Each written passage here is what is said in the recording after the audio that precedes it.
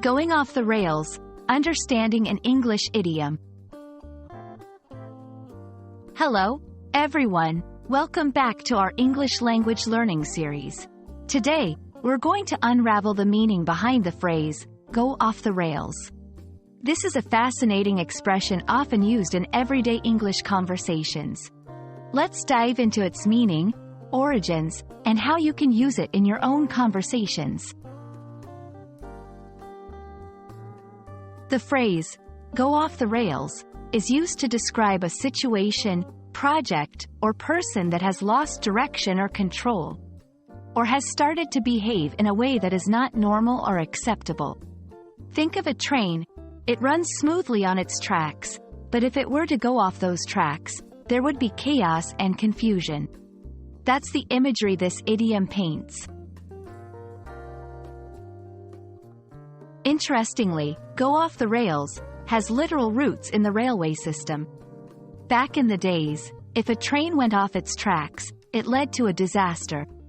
Over time, this literal derailment was used metaphorically to represent any kind of breakdown or deviation from what's expected, not just in trains but in life and projects too.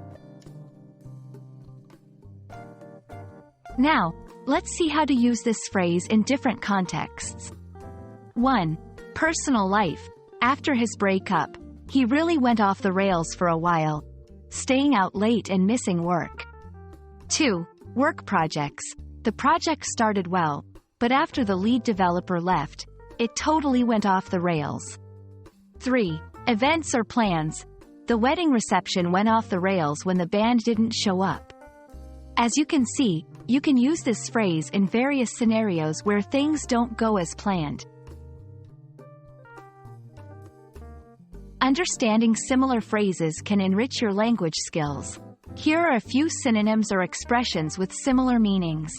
Lose track, go haywire, spiral out of control. While these can often be used interchangeably, the context can sometimes dictate the best choice. That's a wrap on Go Off the Rails. Remember, language is not just about words. It's about the pictures those words paint. This idiom paints a vivid picture of loss of control or deviation from the norm. I hope this video helps you understand and use this phrase more confidently in your conversations. Happy learning, and see you in our next video.